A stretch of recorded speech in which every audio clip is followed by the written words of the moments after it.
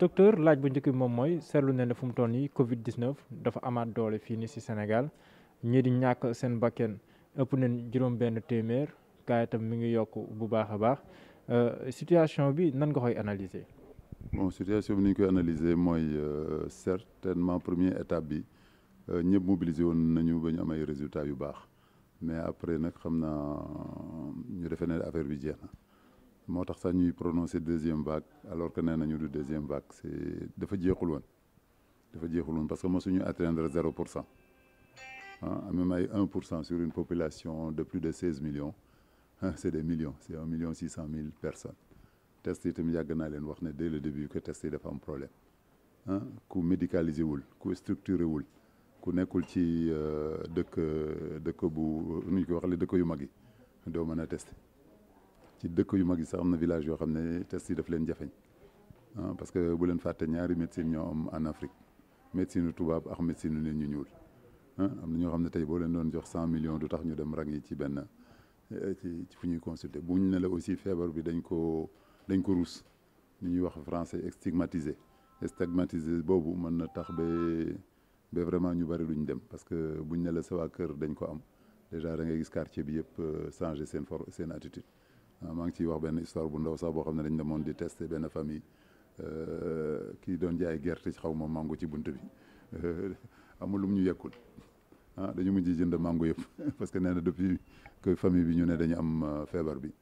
kenn jëndatul woon mangoom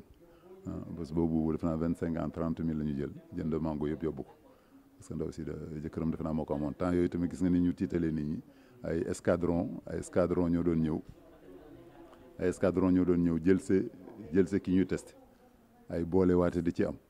kii ñëw na jóge na Italie nañu dem xool ndax amu ko suspicion yooyu yëpp à la fin day dem ba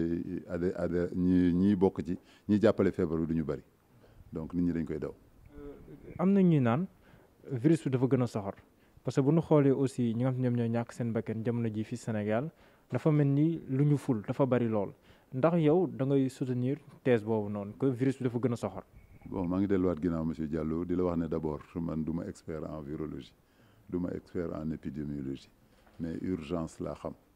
urgence nag mooy loo xam ne ñëpp dañuy ñëw ci yow te bu ñu jaaxlee surtout muy guddi muy bëccëg ci foofu la ñu amee ak xam-xam ci maladie bi ni ñu gisee nit ñi di am problème nit ñi di dawee maladie bi ni drame yi muy dugal coono bi muy dugal ci kër yi.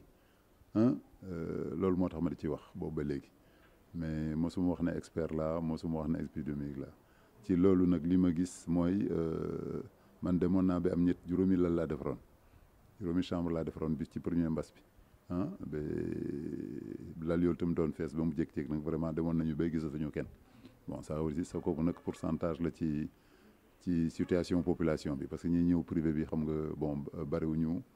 motuñu 20% de la population. bon donc bi 20% yooyu demee ba jeex ba ñëwatuñu ma xam ne aussi am na lu mu représenté ci dëkk bi mais nag jeexul woon te dañ ko doon nappal te aussi événement bu am importance am ay nit yu ñu respecté ñooñu tamit dañ doon sutural bu dara. kon événement religieux yu mag yi nga xam te ne moom si diggante bi ñu seetlu ne mbir mi dafa wàccoon kon dafa am ndëppal bu si am si chiffres yi. wàcc boobu sax dama waxoon naa ci dara est-ce que nëppaluñu pour que affaire bi mën a am parce que lu mel ne gouvernement pour mu xëccoo ay autorités religieuses li ko mënoon a dimbale rek mooy chiffres yi wàcc bu chiffres yi wàccee mu mën a lever interdiction yi mu defoon mbooloo boobu mën a daje bon bi mbooloo mi daje ba pare sax sëriñ bi nee na mu ngi baalu àq ñi ñëwoon ci événement bi parce que jël nañu risque ci seen dund ci seen vie ñëw ci événement bi ce qui fait que à partir loolu tamit ñëpp ruus même bu la dalee sax da nga koy jéemee nëbb parce que bëgguloo quand même taxal sa kii nga gëm donc dëgg nañ fi ay grippe ay yaram yuy metti bon mu tas bu ngeen seetloo sax deuxième vague bi léegi bayiwul benn région à part Tambacounda la ñuy wax mais Tambacounda ni mu soree xam naa pour am ku lay testé ak ay structures médicaux yu la mën a jël en charge moo tax peut-être xamuñ ci dara mais Fouta bi ma jógee amu fa woon demoon naa fa dans le mois d'avril y avait rien nit ñi faale wuñ ko woon sax y avait d'autres régions yoo xam ne dañu waxoon ne amu fa mais après événement bi ñu toogee deuxième kii bi vague bi vraiment amul quartier amul région au Sénégal bu ci bokkut.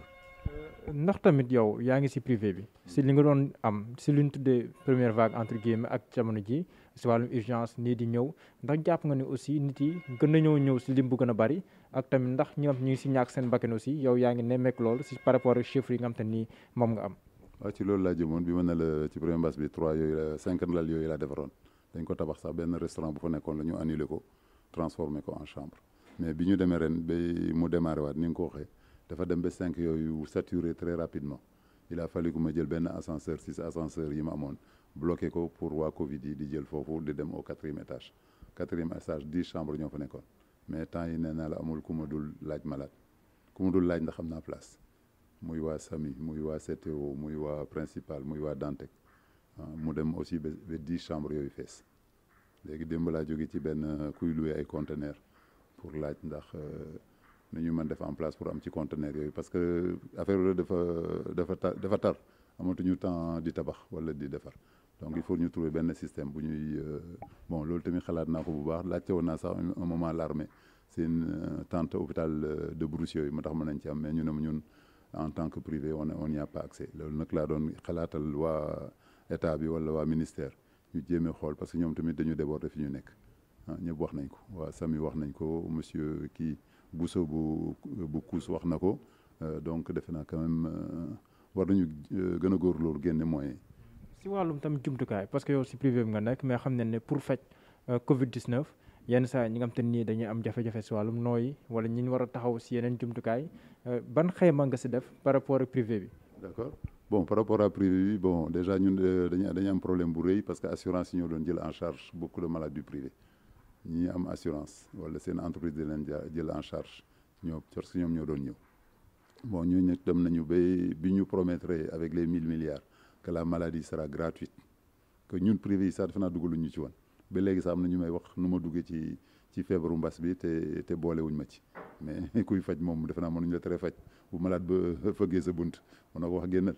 bon mais am na ñu ne ma sax est-ce que yéen am ngeen droit faj mbas man ko bon man de bu ma gisee papier bu ñu ma ko interdire wala gendarmerie ñëw taxaw sama bunt ne ma nañu génne ñi fa nekk ma génne leen bon léegi nag tar la ñu am mooy oxygène bi moom moo cher te commencé di wàññeeku te commencé am difficulté parce que malade Covid yi grave dañuy biberon xam nga biberon ni ñu defee biberon di naan oxygène noonu la ñuy def. ngeen ko xayma bu nekkee si njëkk wala yeneen yu mën a xam. non man personnellement damay jënd 425 000 francs d'oxygène par jour mooy à peu près 5 bouteilles yu 10 mètres cubes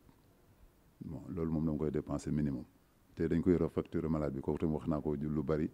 ci nit ñi ba léegi sax maa ngi def benn appel pour société yi may woon xaalis pour que ñu jàppale ñi am mbas mi ku ñu si mën a jàppale ñu au moins oxygène bi ñu bañ ko fayeeku malade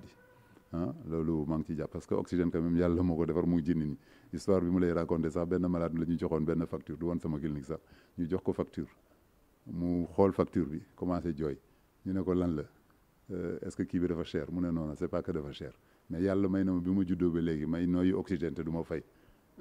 tey ñu di ma ko fayeeku valeur bi loolu moo ko ci jaaxaloon xaw ma di ngeen comprendre affaire boobu oxygène boo xam ne dafa gratuit nga di ko nooyi depuis des années nga feebar nga nekk ci soxla ñu di la ko fayeekuloo te mas nañu am malade bu fay 900 000 francs d'oxygène parce que ni ñu koy jënd tamit ñun tamit faut ñu delloo ko il faut ñu dugg la mais bu man daal maa ngi dafa appel ku ñu ci mën a dimbale ci oxygène muy privé muy public pour que oxygène bi ñu gën ci dimbale malade yi. ñu instauré couvre-feu si diwaanu Ndakaaru ak Thiès ñu sax laa baliwaat ko bu changement amul fier fanweeri fan ñu baal ma léegi docteur regard bi ngay porté si loolu ndax jàpp nga ne loolu dina am efficacité par rapport ak xeex bi nga xam ne moom la ñuy xeex mbas mi. bon premièrement maa ngi jéem a def bilan parce que quand même def nañu première vague bi premier kii bi nu mu couvre-feu bi du 12 jours yi te feebar bi nee nañu ni muy dundee 7 jours yi donc au bout de 7 jours vraiment war nañu am un résultat bu ñu mën a xamee mais nag affaire feebar nag dafa am lu ci gàllankoor lu bari calcul bi ngay calculer du mathématique mais nag gis naa ne que man demoon nañu ba 300 ñu ngi wàcc léegi ay 250 bon tey man xamaguma chiffre bi xamanta xam nga ko voilà bon mais jóge nañu 300 quand même dem 350 dem 200 bon am na lu ñu ci mën a yaakaar mais man nee naa leen couvre-feu sur une pandémie mooy loo xam ne dafa jël monde bi yëpp de Ziguinchor à Brésil, de Brésil en Chine, partout loolu maa ngi laajte ani rôle OMS Organisation mondiale de la santé ñoom laa laaj quel est leur rôle parce que kii ñoom war du sunu ministre moo war a régler problème bi du sunu ministre de l'intérieur moo war a régler problème bi une pandémie mondiale bu ñu couvrir feu à Dakar Thiès bàyyi Ziguinchor bàyyi Saint-Louis tamit gis ngeen temps yi ni mu met donc dëkk Sénégal sax doyul couvre-feu bi sax mënu fi doy donc xam naa am nañu ko bëgg li ma dégg mais loolu tamit bu amee mesure d'accompagnement yi ci war ñuy jox nit ñi ñuy naan te kooku président bi amoon na idée bi dès le départ ba joxe ay lekk joxe xaw ma ñaati tonu ceeb donc idée boobu bu amoon te mu réel te ñu def ko ni ñu ko waroon a defee war nañu mën a couvre-feu waxuma la Sénégal sax mondial la ñuy def mbas mi nee nañu 7 jours lay dund 7 jours yooyu buñ ci déggee 15 jours defe naa dinañu sori. waaw mais yaa ngi wax OMS mais xam nga OMS tam day bàyyi dëkk bu nekk mu am latitude xeex mbas mi comme ni mu ko gisee par rapport à ces réalités ndax tamit souveraineté mayul Sénégal mu xool ak tamit comité bi nga xam te moom moo fi nekk le comité national de gestion des épidémies ñu xool na la ñuy xeexee mbas mi. waaw wooyu le résultat